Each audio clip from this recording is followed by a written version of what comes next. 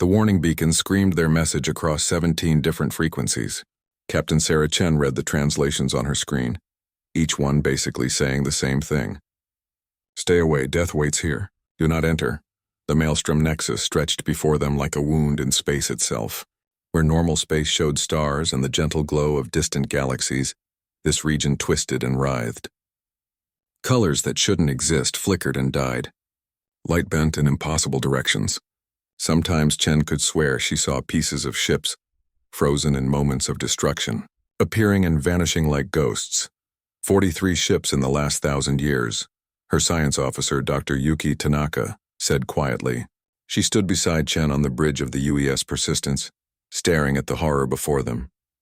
Every species that tries to cross dies. The Zilani sent their best explorers, gone. The Kratham used unmanned drones. They dissolved into atoms. Chen nodded but didn't look away from the view screen. The human Deep Space Survey vessel had been traveling for 3 years, mapping the outer regions of known space.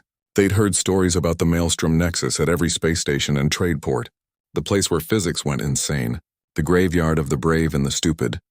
The Galactic Council posted another warning last month. Her navigator, Lieutenant Marcus Torres, added, "They're considering expanding the quarantine zone by another 50 light-years. Because they're afraid," Chen said. She turned to face her bridge crew. 12 humans, all volunteers, all a little crazy by galactic standards. Every species that's tried to enter has followed the same pattern. They trust their instruments. They rely on logic. They expect space to follow rules. Space does follow rules, Dr. Tanaka said, though she smiled as she said it. Just not in there. Chen walked to the central command chair and sat down. The Persistence wasn't the most advanced ship in space. Humans had only been part of the galactic community for 50 years. Their technology was decades behind the Zilani, centuries behind the ancient Kratham, but humans had something else. Pull up the incident reports, Chen ordered. The main screen split into dozens of smaller displays, each showing the final moments of ships that had tried to enter the Nexus. A Zilani science vessel, proud and gleaming, suddenly stretched like rubber before snapping back and exploding. A Kratham battlecruiser, the size of a small moon aged 1,000 years in seconds, rust and decay consuming it from within. A brave Pollux explorer, no bigger than the Persistence, simply stopped existing between one frame of video and the next. Look at the pattern, Chen said. Every ship enters at standard speed. Every ship maintains normal protocols. Every ship dies in the first 10 minutes. Because that's the smart thing to do, Torres said. You don't rush into an anomaly. No. Chen stood up again, energy filling her movements. Because that's the logical thing to do. The Zilani are brilliant engineers. The Kratham are master physicists. The Pollux can calculate probability faster than any computer we've built. They all approached this problem the same way. And they all died, Dr. Tanaka finished. The survivor reports from ships that turned back all say the same thing, Chen continued. Their instruments went crazy. Time moved backward. Gravity pulled in multiple directions at once. One captain said he saw his ship exist in 12 places simultaneously. She paused, looking at each of her officers. These weren't military personnel. Earth's space program recruited differently than other species. While aliens chose their best and brightest, their most logical and controlled, humans picked volunteers who scored high in adaptability tests, people who could handle chaos. What if the Nexus isn't broken? Chen asked. What if it just operates on different rules? Rules that change. Rules that contradict themselves. That's insane, the engineering chief, Commander Ashley Park, said from her station. You can't have contradicting physics in the same space, one, can't you? Chen smiled. Humans have been dealing with contradictions our whole existence. We hold multiple conflicting ideas in our heads all the time. We believe in science and still knock on wood for luck. We know our memories are flawed, but trust them anyway. The bridge fell silent. Outside, the Maelstrom Nexus continued its eternal dance of impossibility. A chunk of metal, maybe part of an old ship, appeared for 3 seconds before folding in on itself and vanishing. You want to go in? Dr. Tanaka said. It wasn't a question. I want to try something different, Chen replied. Every species has approached this as a problem to solve. What if it's not a problem? What if it's just different? She brought up the human brain on the main screen. We're the newest species in the council. Everyone calls us primitive. Our brains are chaotic compared to theirs. We process fear and excitement in the same region. We can't even agree on what color something is half the time. Our perception of time speeds up and slows down based on our emotions. You think our chaos might help us in there, Torres said, understanding dawning in his eyes. I think our flexibility might let us bend instead of break, Chen corrected. Look at human history. We've survived ice ages, plagues, wars that should have ended us, not because we're strong, but because we adapt. We change our entire worldview when we need to. Commander Park pulled up the Persistence's specifications. Our shields are nothing compared to that Kratham battlecruiser. Then we won't rely on shields, Chen said. We'll rely on instinct, human intuition, the ability to accept that sometimes up is down and down is sideways and both are true at the same time. The crew exchanged glances. Every one of them had scored in the top percentile for adaptability. They'd all passed psychological tests that would have failed most humans. They could handle stress that would break other species' minds. I need unanimous consent, Chen said. This isn't an order. This is a request. Anyone who wants to leave can take a shuttle back to Station 7. No judgment. No shame. One by one, her officers straightened. Dr. Tanaka spoke first. I've spent my career studying things that shouldn't exist. This is the ultimate test. I joined space exploration to see impossible things, Torres added. This qualifies. Around the bridge, each crew member nodded or voiced their agreement. These weren't soldiers following orders. These were humans choosing to do what humans did best. Something completely insane. Chen opened ship-wide communication. All hands, this is the captain. We're about to attempt entry into the Maelstrom Nexus. I won't lie to you. No one has ever survived going in there. But no one has ever tried it the human way either. We're going to trust our guts over our instruments. We're going to embrace the chaos instead of fighting it. If you want off this ship, now's the time. She waited. 5 minutes passed. Not a single request for shuttle departure came through. Well then, Chen said, sitting back in her chair. Let's do something stupid. As the Persistence moved toward the boundary of the Nexus, the warning beacons grew louder. Automatic messages from the Galactic Council demanded they turn back. The ship's own computer posted alert after alert. Chen turned them all off. Trust your instincts, she told her crew. If something feels wrong, say it. If something feels right, even if it looks wrong, say that too. From here on, we're not flying by science. We're flying by human intuition. The boundary approached. That place where space stopped making sense. Where every other species had met their doom. The Persistence crossed the threshold and reality immediately began to scream. The first thing that hit them was the nausea. Every human on the Persistence doubled over as their stomachs tried to figure out which way was up. The ship's gravity generators were working perfectly, but their bodies didn't believe it. Marcus Torres gripped his console and forced himself to breathe through his nose. His eyes told him the bridge was spinning. His inner ear said it was perfectly still. Both were true. Don't fight it, Captain Chen managed to say through gritted teeth. Let it happen. Dr. Tanaka had already vomited into a waste bin she'd prepared earlier. She wiped her mouth and looked at her readings. The numbers on her screen kept changing, not updating with new data, but actually changing what they had been. A temperature reading that had said -40 now insisted it had always said +300. The computer's having a breakdown, she reported. It can't handle contradicting data streams. Then we stop relying on it, Chen said. She stood up, swaying slightly. The nausea was still there, but it was becoming background noise. Like living near a highway, eventually you stopped hearing the traffic. Torres, how does the helm feel? Torres had his hands on the manual control stick, something most ships didn't even have anymore. Like trying to steer through jelly that's also somehow water vapor, he said. But I can feel patterns. If I don't think about it too hard, my hands know where to go. That was the human advantage revealing itself. Other species had evolved to be logical, precise, efficient. Humans had evolved to survive. Their brains were messy things, full of shortcuts and contradictions. They could believe 6 impossible things before breakfast. As one old Earth writer had said, engineering. Report, Chen called. Commander Park's voice came through the comm, along with the sound of someone laughing hysterically in the background. The engines are running at 30% and 200% simultaneously. Don't ask me how. I've got 3 engineers who say they can taste colors now, and one who swears he's existing in the past and present at the same time. But the ship's holding together. Chen nodded. She'd expected this. The Nexus wasn't just hard on ships. It was hard on minds. But human minds were already a little broken by galactic standards. They could bend further without snapping. I'm seeing things, Dr. Tanaka said quietly. She was staring at something that wasn't there.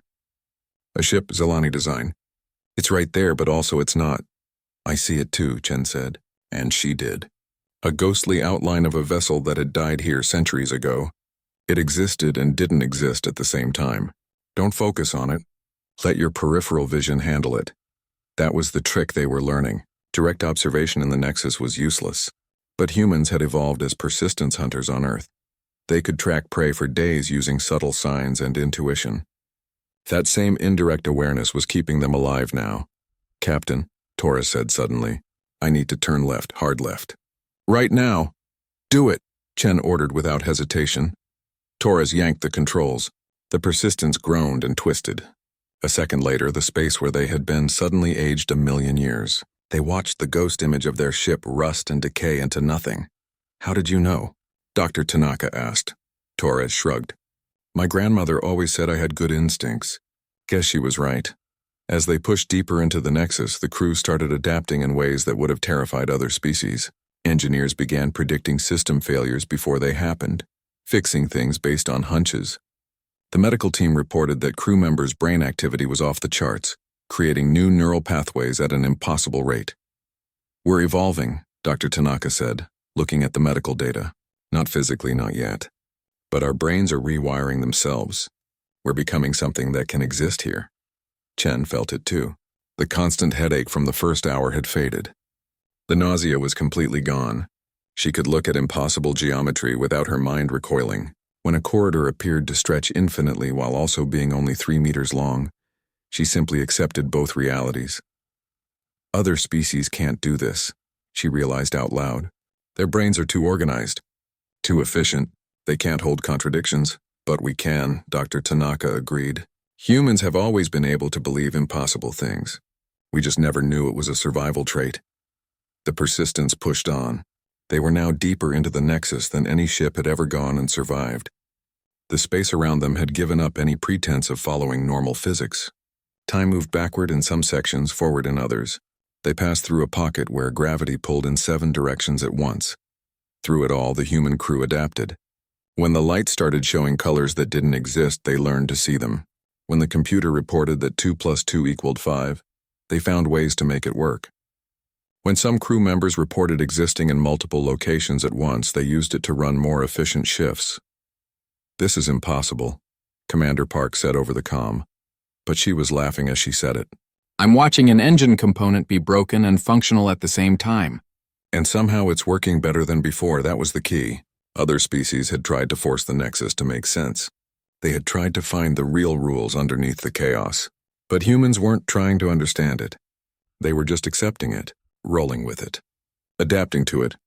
Captain, I'm detecting something, Dr. Tanaka said. Deep in the Nexus, it's structured, organized, but in a way that shouldn't be possible. Chen looked at the readings, then immediately looked away as her eyes started to water. How far? If distance has any meaning here, maybe another day's travel. But Torres might be able to feel a better route. Torres was already adjusting their course. His eyes were closed now. He wasn't flying by sight anymore. He was flying by instinct, by the feeling in his bones. There's a current, he said, like a river in the chaos. If we follow it, we'll get there faster. Then follow it, Chen ordered. As they moved deeper, the crew continued to change. Not just mentally now, but physically. Their pupils dilated and contracted independently, letting them see multiple light spectrums at once. Their heart rates became irregular, but in a pattern that somehow matched the Nexus's rhythm. They were becoming something new. We're not human anymore, one of the engineers said during a shift change. Not fully. We're still human, Chen corrected. We're just human plus. Human adapted. Human evolved. The Galactic Council would be horrified. They valued stability, predictability, order. But humans had never been about order. They'd always been about survival. And in the Maelstrom Nexus, survival meant becoming something that could thrive in chaos. I dreamed about this last night, Dr. Tanaka said suddenly. This exact moment. This exact conversation. But I also didn't dream it. Both are true, Chen nodded. That made perfect sense now. In the Nexus, cause and effect were suggestions, not rules. Dreams could be prophecies and memories at the same time. Whatever's at the center of this place, Chen said. It's been waiting. I can feel it. It's been waiting for someone who could reach it. Waiting for someone crazy enough to try, Torres added. Or flexible enough to succeed, Chen corrected. The Persistence continued its impossible journey. Its human crew becoming more impossible with every passing hour. They were doing what no other species could do. They were thriving in chaos. They were becoming chaos. And somewhere ahead, something ancient and powerful noticed their approach. The structure appeared gradually like a dream becoming solid. First, Torres felt it in his bones, a pull that had nothing to do with gravity.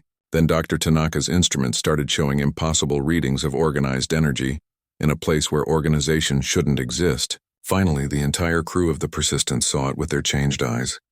The Architect's forge hung in the heart of the Maelstrom Nexus like a spider in its web. It was massive beyond comprehension. Chen tried to estimate its size and gave up when her brain suggested it was both the size of a moon and the size of a marble, depending on how you looked at it. The structure itself hurt to perceive directly. It was built from materials that existed in more than 3 dimensions. Geometric shapes that human mathematics said couldn't exist spun slowly around a central core. Tubes and corridors connected sections that weren't physically near each other. It was architecture designed by a mind that didn't accept the limitations of normal space. "It's beautiful," someone whispered. Chen wasn't sure who. Maybe it was her. "It's pulling matter from somewhere else," Dr. Tanaka reported. Her voice was calm, but tears were running down her face. Not from sadness, but from the sheer impossibility of what she was seeing.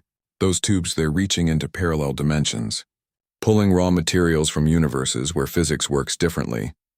As they approached, something else became clear. Ships were being built here, but not normal ships. These vessels were being assembled from contradictions. A hull that was simultaneously there and not there. Engines that ran on principles that violated every law of thermodynamics.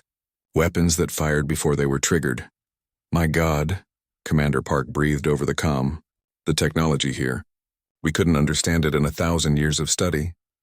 "Not with normal minds," Chen agreed. But their minds weren't normal anymore. The Nexus had changed them, evolved them. She could look at the impossible ships and almost understand how they worked. A voice suddenly filled the bridge, not through the comm system but directly into their heads. It spoke in every human language at once, and somehow they understood it all. "Finally," the voice said. It sounded ancient, tired, but also excited. "Someone has passed the test." The view screen shimmered and something appeared on their bridge. Not physically. It existed in a way that bypassed physical reality. It was an intelligence, a consciousness that had taken visible form just so they could perceive it. It looked like a shifting geometric pattern that somehow conveyed the impression of a face. "I am the Guardian," it said. "I have waited so long. So very long." Chen stood up slowly. Her crew was frozen, staring at the impossible being before them. But Chen had always been good in crisis situations, even when the crisis violated the laws of reality. "You built this place," she said. It wasn't a question. "The architects built it," the Guardian corrected. "I merely maintain it, protect it, wait for the right species to find it." "The architects?" Dr. Tanaka asked, her scientific curiosity overcoming her shock. The Guardian's form shifted, showing them images that appeared directly in their minds. A species so advanced that they had transcended physical form billions of years ago. They had built the forge as a gift, a tool for younger species to use. But they had hidden it behind the Maelstrom Nexus, a test that would only allow the worthy to enter. 63 species have tried, the Guardian said. All failed. Their minds were too rigid, too locked into single realities. They couldn't adapt to the chaos. But you humans, you're different. "We're insane by galactic standards," Chen said with a slight smile. "No, you're flexible. Your minds can hold contradictions. You can believe impossible things. You can adapt to anything." That's what the architects were looking for, a species that could use their gifts without being destroyed by them. The Guardian gestured, and the bridge crew could suddenly see the full scope of the forge.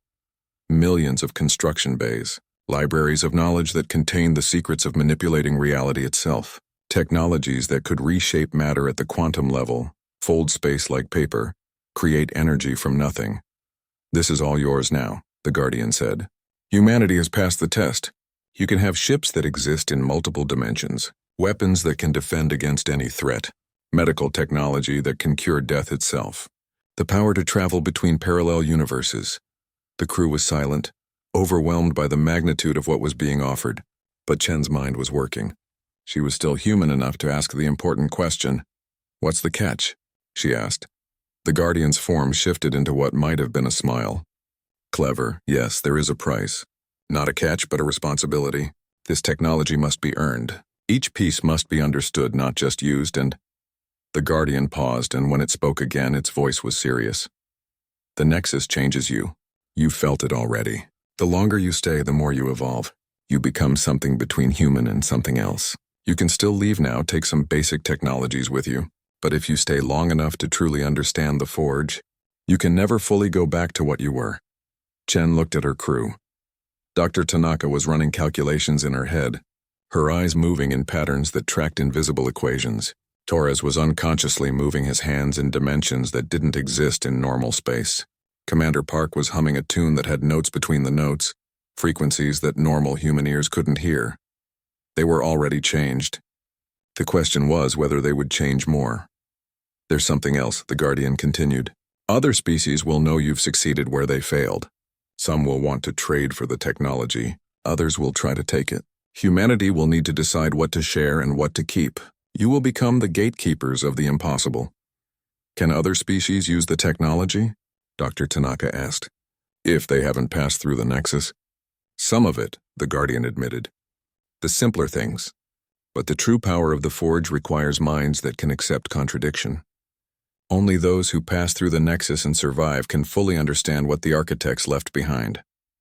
Chen walked to the view screen, staring at the impossible structure before them.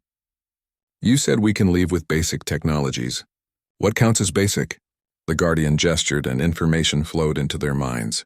Propulsion systems that were centuries ahead of anything in the galaxy, shield generators that could withstand supernovas, medical scanners that could detect and cure diseases before symptoms appeared, communication devices that worked instantly across any distance.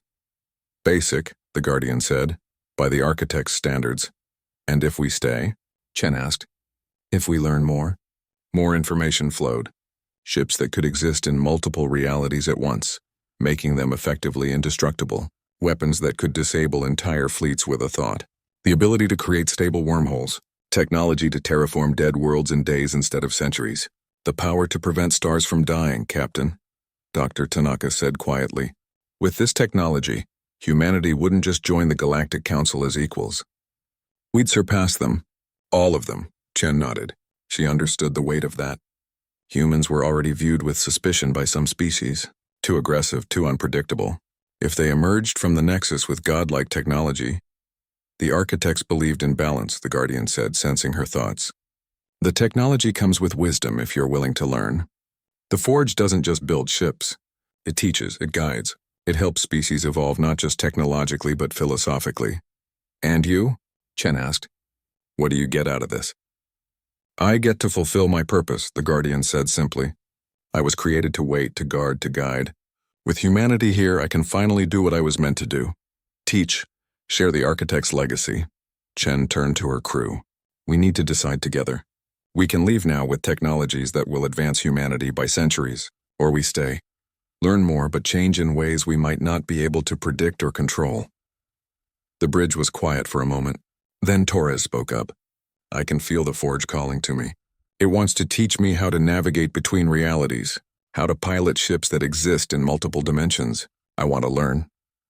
"The medical knowledge alone could save billions of lives," the ship's doctor added. "How can we walk away from that?" One by one, the crew voiced their thoughts. Some were excited by the possibilities. Others were frightened by the changes they were experiencing. But all of them understood the magnitude of the moment. "We're pioneers," Chen finally said. "We came out here to explore, to find the impossible.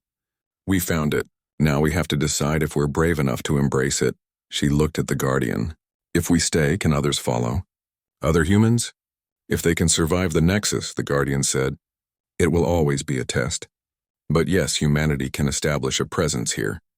Learn from the Forge. Become what the architects hoped someone would become." Chen made her decision. "Then we stay. At least some of us. We'll learn what we can, then send word back to Earth. Let humanity decide its own future." The Guardian's form brightened. "Welcome, humans, to your inheritance. Welcome to the next stage of your evolution. The news spread across the galaxy like wildfire. The humans had done the impossible. They had entered the Maelstrom Nexus and survived.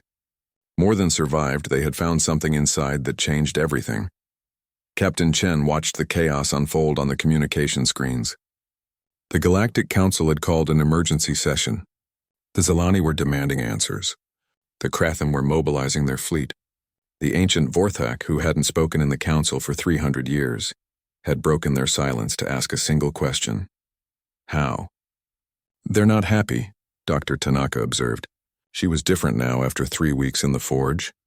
Her eyes could see in spectrums that didn't have names. Her mind could process mathematics that existed in theoretical dimensions, but she was still human enough to find the alien panic amusing. "Of course they're not," Chen replied. "We're the newcomers, the primitive species that just joined the galaxy.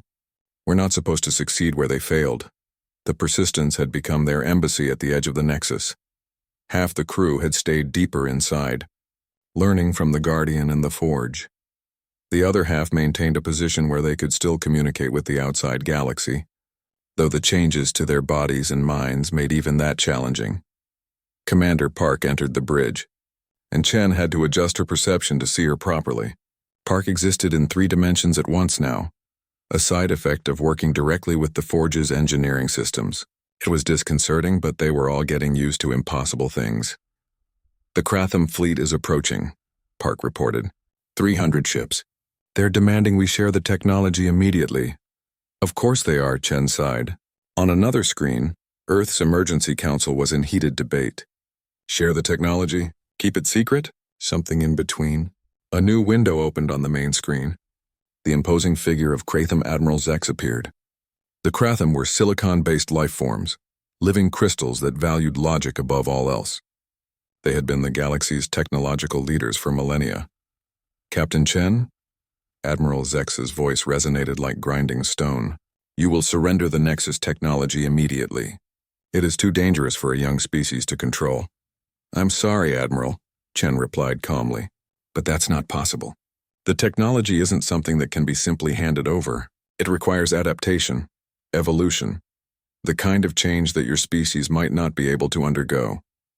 "That is for us to determine," Zex replied. "Stand aside.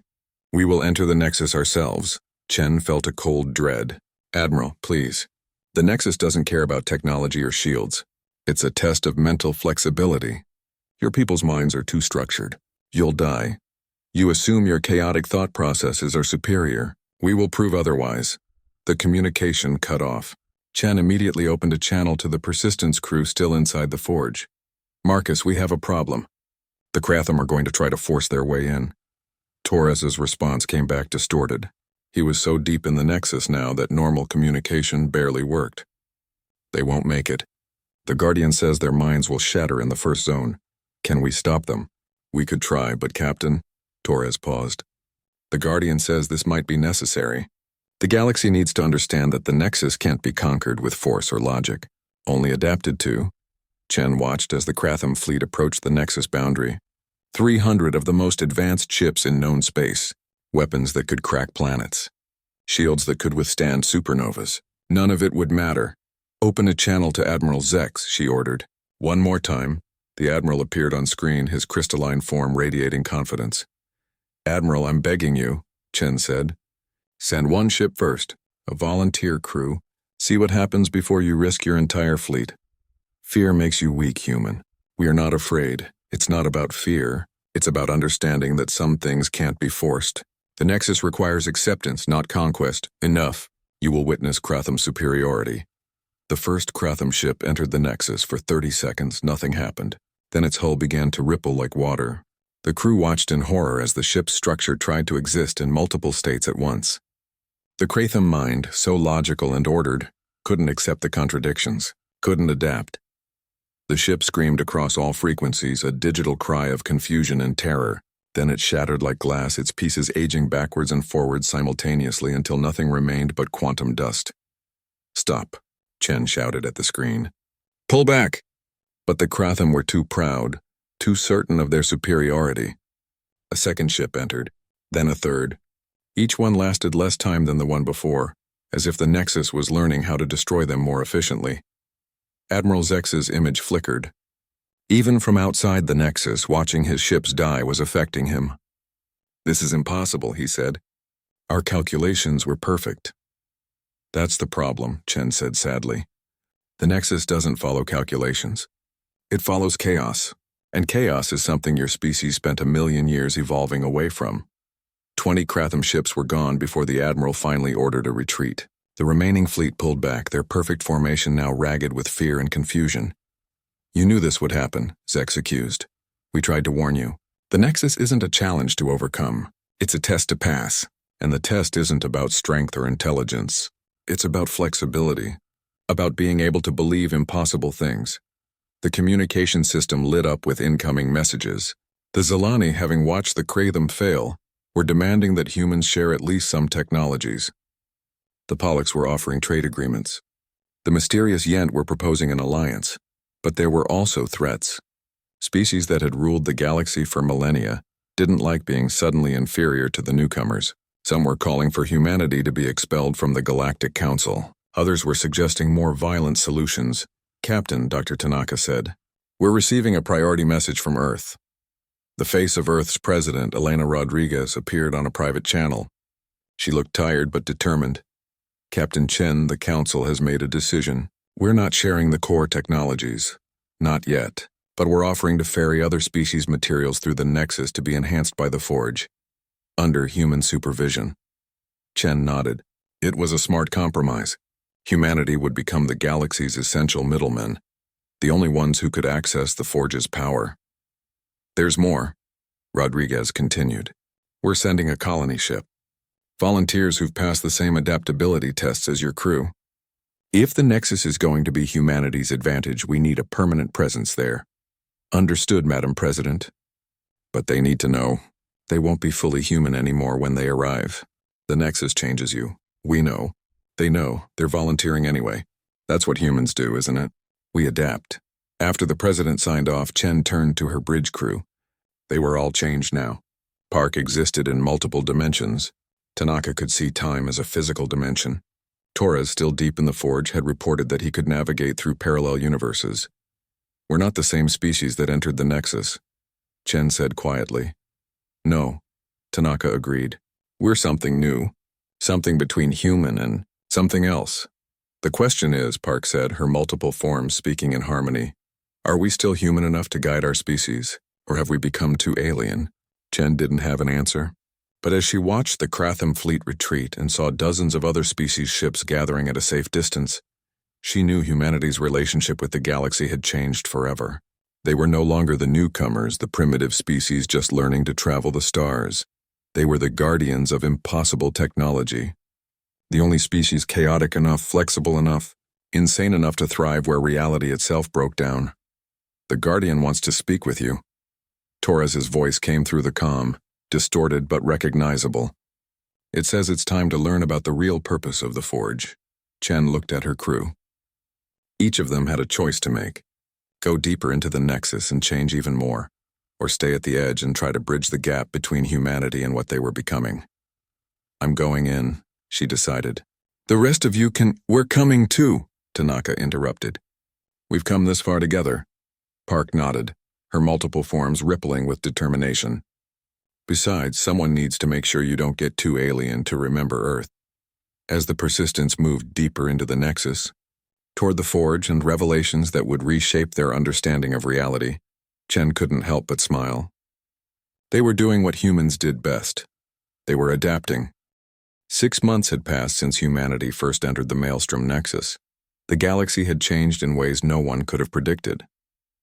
Where once a single human ship had dared the impossible, now hundreds of human vessels moved in and out of the Nexus like fishing boats in a harbor that only they could navigate.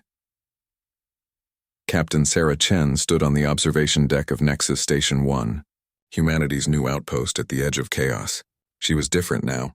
Her body could phase between dimensions when needed. Her mind could process information from multiple timelines simultaneously. But at her core, she was still human. Still Sarah Chen. That stubborn human identity was what let them survive the Nexus while others couldn't. "The Zilani delegation is here," Dr. Tanaka announced, entering the room in her unique way. She didn't walk anymore. She folded space around herself, existing at point A and then simply being at point B. It was disconcerting for visitors but efficient. "How many times is that now?" Chen asked. 47th official request for full technology transfer. "They're getting desperate," Chen nodded. The Zilani had been the galaxy's master engineers for 3,000 years. Now they were second best and they couldn't stand it. But every attempt to enter the Nexus themselves had ended in disaster. Their minds were too ordered, too reliant on consistent reality. The delegation entered, led by Master Engineer Thylix. The Zilani were tall, graceful beings with 6 arms and minds like supercomputers. Thylix's usual composure was frayed. Chen could see it in the way his lower arms twitched. "Captain Chen," Thylix began without preamble, "the situation is becoming untenable. The Vorthak are threatening to leave the Galactic Council if humanity doesn't share the dimensional shift technology. The Kratham are building weapons specifically designed to destroy human ships. Those weapons won't work," Chen said calmly. "Our ships don't exist entirely in one dimension anymore. You can't destroy something that's only partially there." "That's exactly the problem." Thylix's composure finally broke. "You've made every military force in the galaxy obsolete. Every trade route irrelevant. Why should ships take weeks to travel between stars when human vessels can fold space?" Chen walked to the window, looking out at the swirling chaos of the Nexus. She could see things in there now that would have driven her insane 6 months ago. Ships being built from quantum probability, structures that existed backwards in time, the Forge working its impossible magic. "We've made the same offer to everyone," she said. "Send us your materials, your designs, your requests. We'll take them into the Forge. We'll improve them. But we can't teach you to survive the Nexus. Your minds aren't built for it." "Then change our minds," Thylix said desperately. "The humans who enter the Nexus change. Help us change too." Dr. Tanaka stepped forward, or rather, she was suddenly closer without having moved. "We've tried. Remember the volunteer program? 12 different species sent their most adaptable members. They all went insane within minutes. The Pollux volunteer existed in 17 places at once before we could pull him out. He still hasn't recovered." "The human brain is unique," Chen added. "We're the only species that evolved with contradictions built into our thinking. We believe in science and superstition simultaneously. We can hold multiple conflicting ideas without our minds breaking. That's not something we can teach. It's something we are." Thylix's 6 hands clenched in frustration. "So humanity holds all the cards. The youngest species in the council becomes the most powerful." "We don't want power," Chen said, though she knew how hollow that sounded. "We want partnership. Every species brings something unique to the galaxy. The Zilani's engineering genius. The Kratham's perfect logistics. The Pollux's probability calculations. We're just adding our piece. Your piece is godlike technology," Thylix said bitterly. Before Chen could respond, alarms started blaring. Commander Park materialized on the deck, her form splitting into 3 versions of herself before consolidating. "Captain, we have a problem. A big one. The Yent are here, their entire fleet. The Yent were the galaxy's mysteries. No one knew what they looked like. Their ships were perfect spheres that seemed to absorb light. They rarely communicated, and when they did, it was in riddles. But they were old, older than even the Vorthak, and they were powerful." "How many ships?" Chen asked. "All of them. Every Yent vessel in existence. 3,000 spheres arranged in a pattern that—" "Captain, the pattern is doing something to local spacetime." Chen ran to the command center, Thylix and his delegation forgotten. The main screen showed the Yent fleet, and Chen's enhanced perception immediately understood what she was seeing. The ships were arranged in a formation that created a resonance with the Nexus itself. A communication came through not through their systems, but directly into the minds of everyone on the station. The Yent's voice was like the universe itself speaking. "Humans, you have found the Forge. You have passed the test. But you do not understand the purpose," Chen stepped forward. "Then explain it to us." Images flooded their minds. The universe billions of years ago, the architects, beings of pure thought and energy, seeing the future, seeing stagnation, seeing species reaching a certain level of development and then stopping, becoming locked in their ways. "The Forge is not just a gift," the Yent spoke. "It is a catalyst. Every few billion years, a species must emerge that can shake the galaxy from its patterns, that can force evolution, that can prevent stagnation." "You knew," Chen said, understanding dawning. "You knew about the Forge all along. We were the previous guardians. 3 billion years ago, we found the forge. We used it. We changed. But we became too alien, too separated from other life. We could no longer serve the purpose. So we waited for the next species. We waited for you.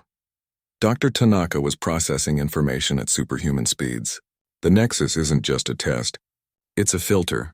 It ensures that only a species capable of constant change can access the forge. Yes. And now humanity must decide. Will you hoard the power? Will you become tyrants? Or will you fulfill the architect's true vision? Which is? Chen asked. Evolution for all. Not through technology alone, but through challenge. Through growth. The galaxy has been static for too long. The same species, the same conflicts, the same limitations. Humanity's chaos, your adaptability, your impossible nature. You are the catalyst for the next age. The Yent fleet began to move, their spheres creating a larger pattern. Space itself rippled, and Chen saw something impossible. Dozens of other nexus points appearing across the galaxy. Each one smaller than the maelstrom, but each one a doorway to impossible technologies. We open the paths, the Yent said, but only humans can guide others through. Only humans can survive all the nexuses. This is your burden and your gift. To be the shepherds of evolution. Chen felt the weight of it. Humanity wouldn't rule the galaxy. They would serve it. They would be the guides, the ferrymen, the ones who helped other species push past their limitations. We accept, she said, not needing to consult with Earth. She knew what humanity would choose. They always chose the path of exploration, of risk, of growth. The Yent fleet dissolved into light, their physical forms no longer needed. Their final message echoed in everyone's minds. We pass the torch. Use it wisely. Chen turned to Thylix, who had watched everything in stunned silence. The offer has changed, she said. We won't just ferry your technology through the Nexus. We'll help you find your own Nexus, your own path to evolution. But it will be dangerous. Many will die. Your species will change in ways you can't predict. Thylix's 6 arms were trembling. And if we refuse? Then you stagnate. You stay as you are while the galaxy evolves around you. The Zalani engineer was quiet for a long moment. Then, we'll need to discuss this with our council.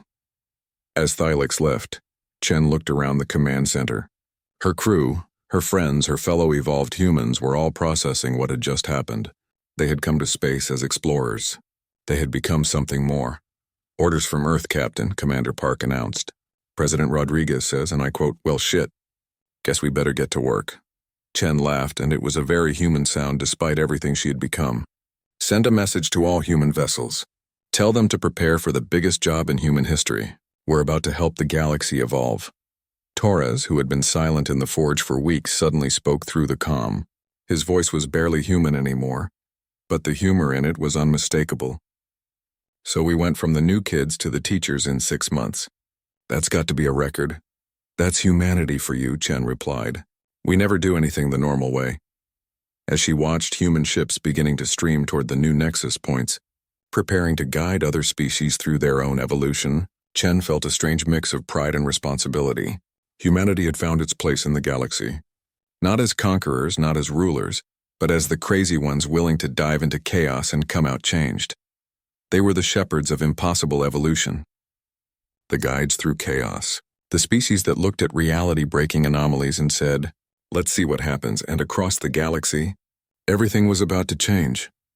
Outside the station, the Maelstrom Nexus pulsed with new energy. It had waited billions of years for the right species. Now it had found them. Humanity, in all their chaotic, adaptable, impossible glory.